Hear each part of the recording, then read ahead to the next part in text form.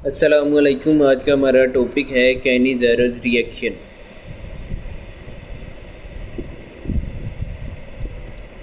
कैनी-ज़ेरोस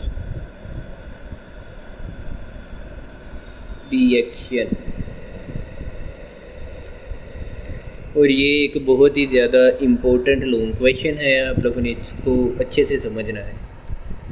सबसे पहले इसकी डेफिनेशन को डिस्कस करते हैं। कैनी-ज़ेरोस रिएक्शन एक ऐसा रिएक्शन है जो कि सिर्फ वो वाले एल्डिहाइड देते हैं जिनके अंदर अल्फ़ा हाइड्रोजन एटम मौजूद ना हो। तो वो वाले एल्डिहाइड देंगे, only those aldehydes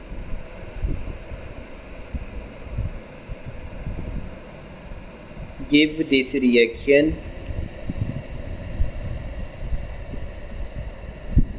which do not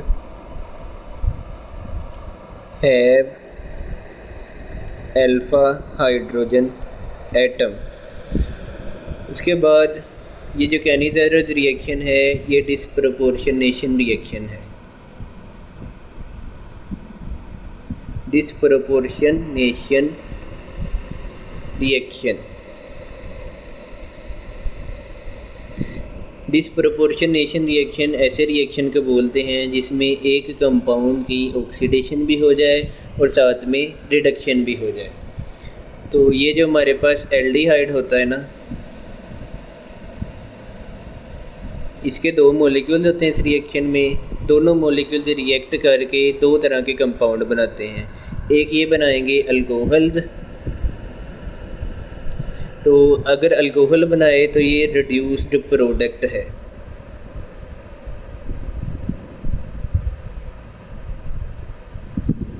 यानी कि ये एल्डिहाइड ने रिड्यूस होकर अल्कोहल बना देना है। और दूसरा ये प्रोडक्ट बनाते हैं साल्ट ऑफ कार्बोक्सिलिक एसिड।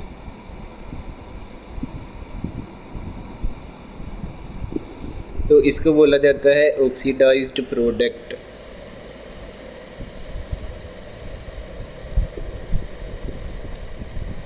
तो एल्डिहाइड रिड्यूस होकर अल्कोहल बनाएंगे और जब ये ऑक्सीडाइज होंगे तो ये साल्ट बनाएंगे कार्बोक्सिलिक एसिड का। तो इस वजह से इसको डिस्प्रपोर्शनेशन रिएक्शन बोला जाता है कि एल्डिहाइड रिड्यूस भी हो गया और ऑक्सीडाइज भी हो गया। अब इसका रिएक्शन करते हैं। इसके रिएक्शन में याद रखें आप लोगों ने वो एल्डिहाइड लेना है जिसके अंदर अल्फ़ा हाइड्रोजन एटम मौजूद नहीं है। तो हम लोगों ने फॉर्मेल्डिहाइड का ये मॉलिक्यूल ले लिया। इसमें देखें ये वाला कार्बन जो इसके साथ कार्बन होता है ना, उसमें जो हाइड्रोजन लगे होते हैं उसको बोला जाता है अल्फ़ा हाइड्रोजन। अब देखें इसके साथ कोई कार्बन ही नहीं है तो इसका मतलब इसके अंदर अल्फ़ा हाइड्रोजन एटम भी मौजूद नहीं है।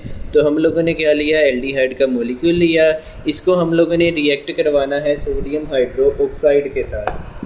तो सोडियम हाइड्रोक्साइड के साथ रिएक्ट करवाया तो इसका जो प्रोडक्ट बनेगा वो कौन सा बनना है। अब याद रखें आप लोगों के पास एक कार्बन वाला ना एल्डिहाइड है, तो आप लोगों ने इसके प्रोडक्ट में एक कार्बन वाला अल्कोहल बना देना है। तो एक कार्बन वाला जो अल्कोहल है वो है CH3COH। और आप लोगों ने साथ में जो दूसरा प्रोडक्ट बनाना है, यहाँ पर मैंने ऊपर भी लिखा है साल्ट ऑफ कार्बोक्सिलिक एसिड। एक कार्बन वाला एल्डिहाइड था तो आप लोगों ने एक कार्बन वाला कार्बोक्सिलिक एसिड का साल्ट बना देना है।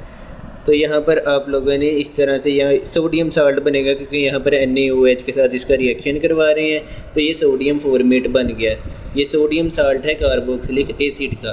तो यहाँ पर इसको बैलेंस करना है तो इस इक्वेशन को सिंपली यहाँ पर 2 लगा दें क्योंकि यहाँ पर 2 कार्बन है, एक कार्बन ये है और एक कार्बन ये है।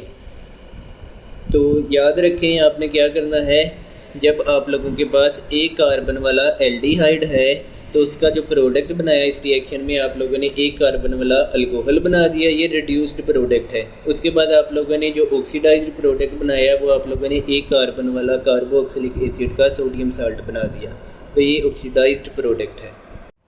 सेकेंड रिएक्शन जो कि बुक में डिस्कस किया गया है वो बेंज़ल्डिहाइड का है। बेंज़ल्डिहाइड का फॉर्मूला इस तरह से होता है। अब बेंजीन की रिंग में कार्बन ने जहाँ पर बॉन्ड बनाया होता है उस कार्बन के साथ हाइड्रोजन नहीं लगा होता, तो ये जो एल्डिहाइड है इसमें भी अल्फ़ा हाइड्रोजन एटम मौजूद नहीं है। ये कार्बन के साथ वाला कार्बन अल्फ़ा कार्बन है और इस अल्फ़ा कार्बन के साथ कोई भी हाइड्रोजन एटम मौजूद नहीं है। तो ये जो बेंज़ल्डिहाइड का मॉलिक्यूल है ये भी ये वाला रिएक्शन दे देगा। इसका रिएक्शन हम लोगों ने करवाना है सोडियम हाइड्रो ऑक्साइड के साथ। तो आप लोगों ने प्रोडक्ट क्या बनाना है, आप लोगों ने ये कार्बन तक उतना कंपाउंड वैसे ही लिख देना है। पहले बेंजीन की रिंग आप लोगों ने बना दी, ये वाला कार्बन भी लगा दिया। इस कार्बन के साथ आप लोगों ने ना अल्कोहल बनाना है, तो इस कार्बन के साथ CH2 लगा दें, साथ में आप लोगों ने OH लगा दिया। तो आप लोगों ने ये अल्कोहल बना दिया। अब हम लोगों ने सोडियम साल्ट बनाना है कार्बोक्सिलिक एसिड का। फिर से उतना का उतना कंपाउंड कार्बन तक लगाएं। इसका आप लोग कार्बोक्सिलिक फंक्शनल ग्रुप लगा दें COO। यहाँ पर आप लोगों ने इस तरह से Na लगा देना है। तो अल्कोहल भी बना दिया उतने कार्बन वाला ही, और साथ में आप लोगों ने सोडियम साल्ट भी बना दिया कार्बोक्सिलिक एसिड का। तो इसके ये दो प्रोडक्ट हैं। इसको बैलेंस करने के लिए सिंपली आप लोगों ने यहाँ पर 2 लगा देना, क्योंकि यहाँ पर प्रोडक्ट में देखें 2 बेंजीन की रिंग है, तो यहाँ पर 2 लगा देंगे तो ये वाली इक्वेशन ऑटोमेटिकली बैलेंस हो जाएगी। अच्छा बेटा, इस रिएक्शन का मैकेनिज्म देखें।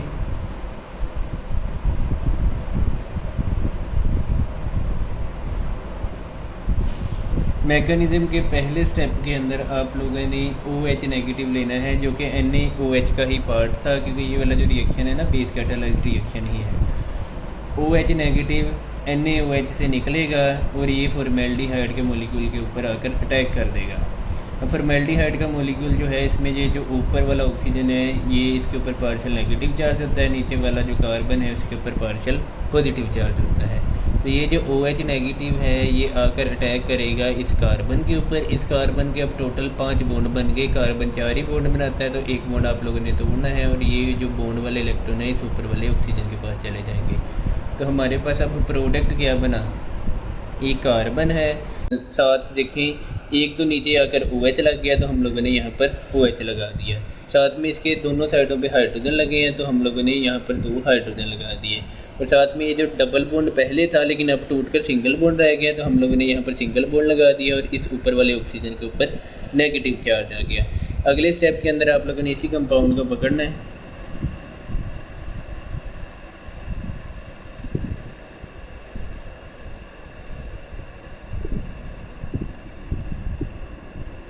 इसका रिएक्शन आप लोगों ने दूसरे फॉर्मेल्डिहाइड के मॉलिक्यूल के साथ करवा देना है, क्योंकि हमारे पास रिएक्शन में आप लोगों ने देखा होगा कि 2 फॉर्मेल्डिहाइड के मॉलिक्यूल यूज़ हुए थे। अब ये जो दूसरा फॉर्मेल्डिहाइड का मॉलिक्यूल है इसमें भी ऑक्सीजन के ऊपर पार्शियल नेगेटिव चार्ज है और कार्बन के ऊपर पार्शियल पॉजिटिव चार्ज है।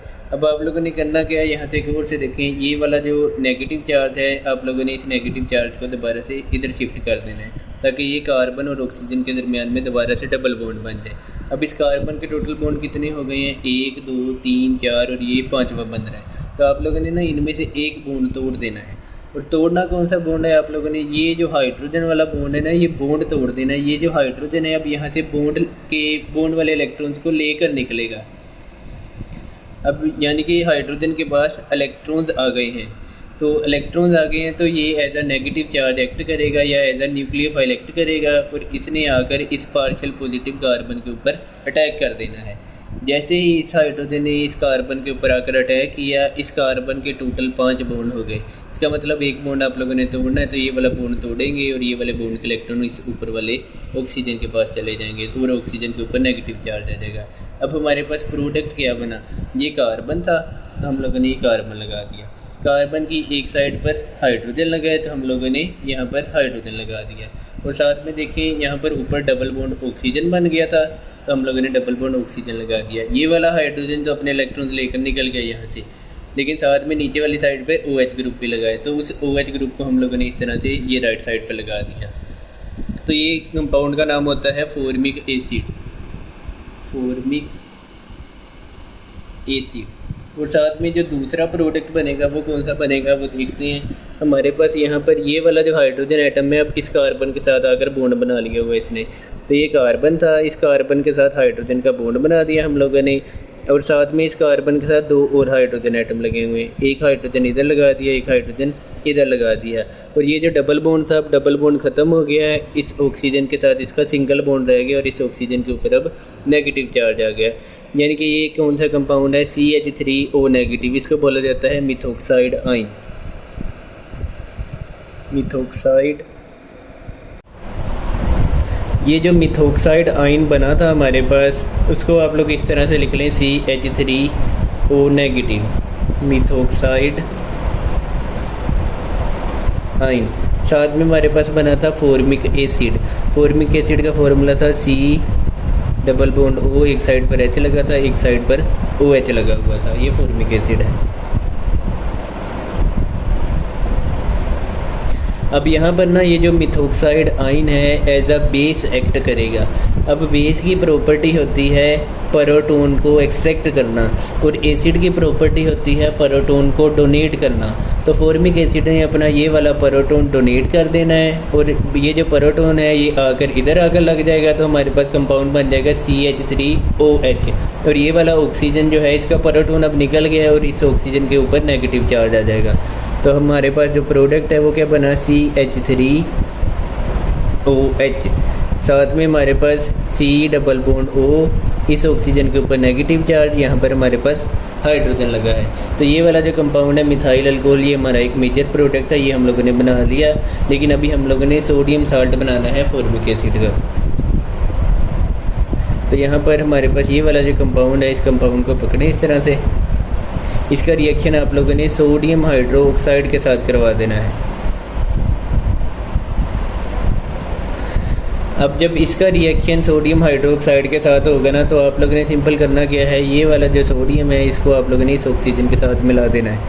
तो आपके पास जो प्रोडक्ट बना C double bond ONA, left side पे हाइड्रोजन है। तो यही हम लोगों ने प्रोडक्ट बनाना था, sodium salt of carboxylic acid. साथ में ये जो OH नेगेटिव है यहाँ से अलहदा हो जाएगा। रिएक्शन के स्टार्ट में भी OH नेगेटिव था, तो मैंने आपको बताया था ये वाला रिएक्शन बेस कैटलाइज्ड रिएक्शन है। तो OH negative as a base act किया था या एज अ कैटलिस्ट एक्ट कर रहा था। तो स्टार्ट में था, ये एंड पर दोबारा से भी जनरेट हो गया। अब एक्सरसाइज का एक MCQ है, Cannizzaro reaction is not given by. सबसे पहले आ रहा है एसीटल्डिहाइड। तो एसीटल्डिहाइड का मैं स्ट्रक्चर यहाँ पे बना रहा हूँ, CH3C डबल बॉन्ड OH। उसके बाद बेंज़ल्डिहाइड। बेंज़ल्डिहाइड का स्ट्रक्चर इस तरह का होता है, C डबल बॉन्ड OH। उसके बाद फॉर्मेल्डिहाइड का स्ट्रक्चर है C डबल बॉन्ड OH और H। और उसके बाद ट्राई मिथाइल एसिटल्डिहाइड है। ट्राई मिथाइल एसिटल्डिहाइड का स्ट्रक्चर होता है, कार्बोनाइल की एक साइड पर हाइड्रोजन आ जाएगा, तो ये एल्डिहाइड बन गया। उसके बाद ये वाला जो कार्बन है इसके साथ 3 मिथाइल ग्रुप लगे हैं, CH3, CH3 और CH3। तो याद रखें ये वाला जो कैनिज़ेरोस रिएक्शन है ये सिर्फ वही वाले एल्डिहाइड देते हैं जिनके अंदर अल्फ़ा हाइड्रोजन एटम प्रेजेंट नहीं होता। इनमें से कौन सा ऐसा कंपाउंड है जिसके अंदर अल्फ़ा हाइड्रोजन एटम प्रेजेंट है?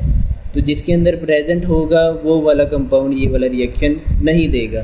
तो अब आप लोगों ने इसका आंसर मुझे कमेंट सेक्शन में कमेंट करके बताना है कि इसका करेक्ट आंसर कौन से वाला है।